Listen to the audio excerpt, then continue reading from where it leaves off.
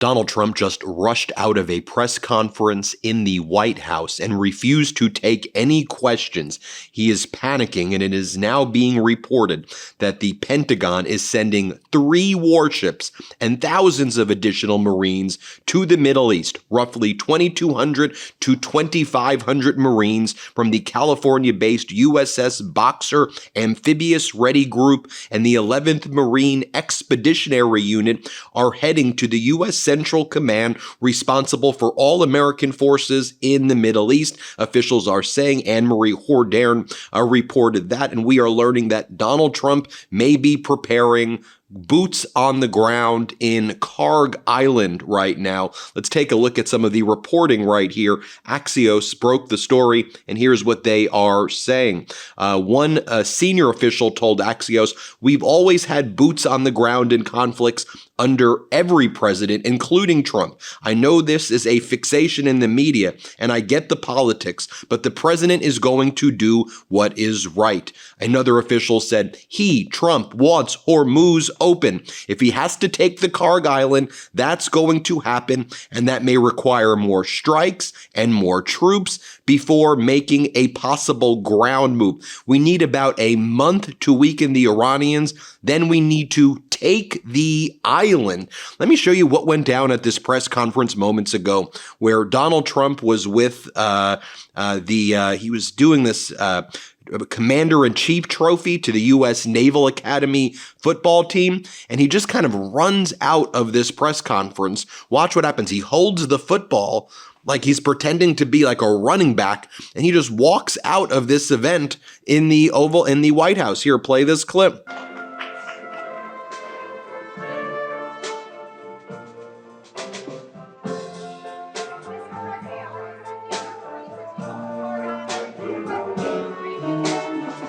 And then he goes on, he's speaking in front of the Navy, and so he says, I keep asking, why aren't we taking over the Iranian naval ships? Why do we keep on just blowing up and destroying them? Shouldn't we have them join our Navy? Here's what he said. When I mentioned the Navy that we just destroyed, I said, are they good ships? Yeah, they're great ships. Then I said, why didn't we save them? We could have used them ourselves. They said the difference was they didn't know how to use them. Right, General? They didn't know how to use them. They had no idea. But I want to recognize Navy Athletic Director Michael Kelly, who has just done an incredible job. Thank you very much. Now, Donald Trump posted the following message on social media early this morning, attacking NATO. So as Donald Trump is now contemplating this ground invasion that may be imminent in Kharg Island, here's what he's posting. Without the USA, NATO is a paper tiger. They didn't want to join the fight to stop a nuclear-powered Iran. Now, that fight is militarily won, with very little danger for them. They complain about the high oil prices they are forced to pay, but don't want to help open the Strait of Hormuz, a simple military maneuver that is the single reason for the high oil prices. So easy for them to do, with so little risk. Cowards. And we will remember, exclamation point. Donald Trump attacking NATO, contemplating a ground invasion by American forces of the Kharg Island, saying that it is a simple task to invade and secure Kharg Island and the Strait of Hormuz, while he was holding this weird press conference with the Naval Academy, holding a football and then running away from the press while holding a football. And then just so you can see what Donald Trump was talking about right before he walked out of this press conference, he's like, I have so much power in my second term. If I want college football to be on this day, I sign an executive order and I make it on this day. Watch what he said while America right now is suffering, while our markets are crashing. Now, the markets are basically lower than they were like when Donald Trump took office at this point. Gas prices are absolutely surging. The price per barrel of oil is through the roof. Inflation is surging. We're probably going to have interest rate hikes, not reductions, based on the way this is going right now. There's economic calamity, and this is what he was talking about. Football history, I guess it was iconic also, but not quite in the same manner. but I watched that. That was incredible. The annual Army-Navy game is truly one of the most special occasions in all of sports, but in recent years, the college football playoff expansion has encroached on this sacred 4-hour time slot traditionally reserved for Army-Navy. So, what did I do? I went out. I don't know if I could have pulled it off. I have much more power in my second term, don't you think? What do you think? Would you say, Brendan? Much more power. First term, I don't know if I could have gotten away with this, but what did I do? I went out and said, I'm going to sign an executive order to ensure that the second Saturday in December is preserved exclusively. Nobody's playing football. Not Ohio State against Notre Dame. Not LSU against Alabama. Nobody's going to play football for 4 hours during that very special time of the year in December. It's preserved forever for the Army-Navy game. Now, I'll show you what happens next with Chris Wright, Donald Trump's energy secretary, or at least that's the title that he has. Maria Bartiromo from State Regime Media, which calls itself Fox, was asking Chris Wright, Saudi Arabia believes, and they know this stuff here, that we could be seeing $180 per barrel oil prices soon. Oil prices soaring past 180, which would basically mean the average gas price here in the United States, about $5, $6 a gallon, which, by the way, is what it already is in California, but for the rest of the country. So what do you say about that, Chris Wright? Let's play this clip. Quick before you go, what do you make of this comment from Saudi Arabia officials that oil prices could soar past $180 a barrel if the disruptions persist until late April? Yeah, Iran's attacks have been terrifying because these are countries they've lived near for decades. They're aiming at their airports, their apartment buildings, their condo buildings, their energy infrastructure. So this destruction certainly is not helpful for global oil prices.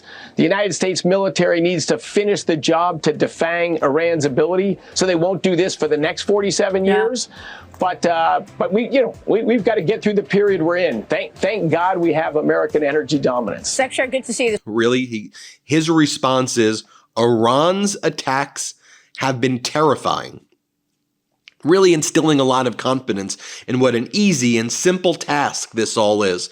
Senator Joni Ernst, MAGA Republican sycophant from Iowa, was on State Regime Media also this morning, which calls itself Fox, and the host, Varney, says, so the Pentagon is now sending thousands of Marines to the Middle East, thousands more from what we knew before. Remember, before it was about a 5,000 expeditionary force. Now there's about, 5,000 more, 10,000, 15,000, a big ground troop buildup in the Middle East. So what are the Marines doing there? Joni Ernst here, play this clip. Senator, the Wall Street Journal reports that the Pentagon is sending 3 warships and thousands of additional Marines to the Middle East.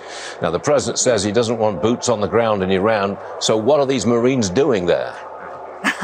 Well, they provide a lot of leverage, Stuart, and I just love the president when he keeps the reporters on their toes. We shouldn't be telling people what we are going to do and when we are going to do it. But believe me, President Donald J. Trump has the best interests of the United States at heart, but he also loves our men and women in uniform. He will not engage them unnecessarily.